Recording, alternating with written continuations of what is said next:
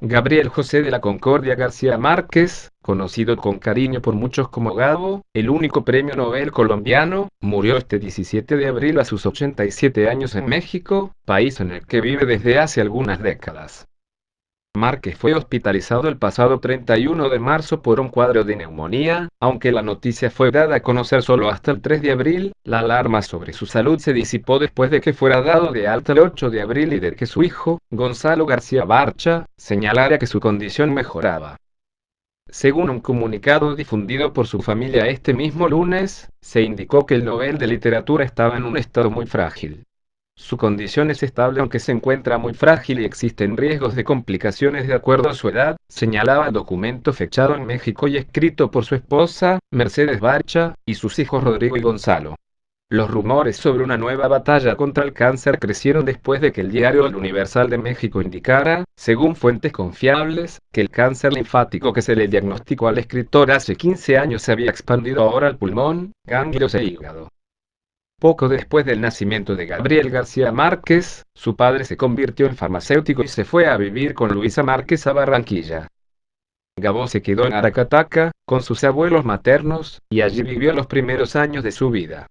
Las experiencias de su abuelo, un coronel liberal veterano de la Guerra de los Mil Días, y las historias fantásticas que le contaba su abuela como si fueran verdades irrefutables le sirvieron, más adelante, como fuente de inspiración para sus obras. Su abuelo murió en 1936, cuando García Márquez tenía 8 años. A esa edad fue enviado a un internado en Barranquilla, donde inició su educación formal. Allí, debido a la escritura de poemas humorísticos y a su falta de habilidad para las actividades atléticas, fue apodado el Viejo por sus compañeros de clase. Cursó los primeros grados de secundaria en el Colegio Jesuita San José o Instituto San José, desde 1940, en donde publicó sus primeros poemas en la revista escolar Juventud. Luego, gracias a una beca otorgada por el gobierno, fue enviado a estudiar a Bogotá y luego trasladado al Liceo Nacional de Zipaquirá, donde culminó sus estudios secundarios.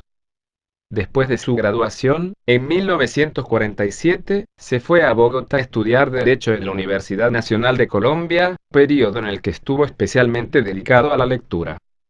Aunque su pasión era escribir, continuó con la carrera de Derecho para complacer a su padre.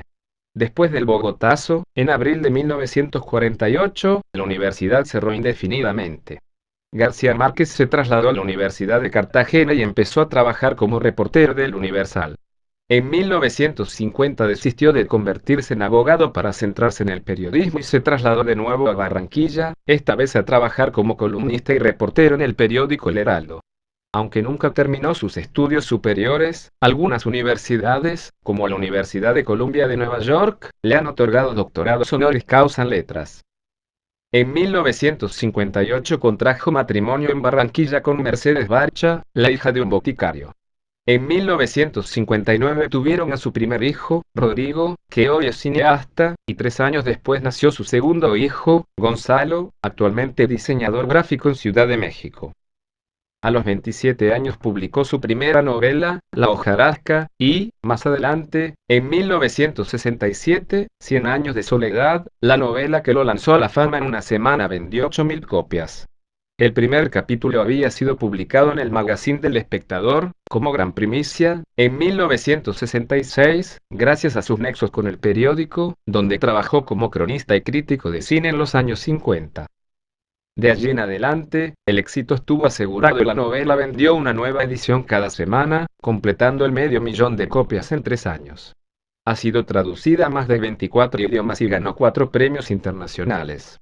En 1982, García Márquez recibió el Premio Nobel de Literatura. El primer tomo de su autobiografía, Vivir para contarla, el cual se constituiría en su último libro, fue publicado 3 años después de que conociera la noticia de que padecía cáncer.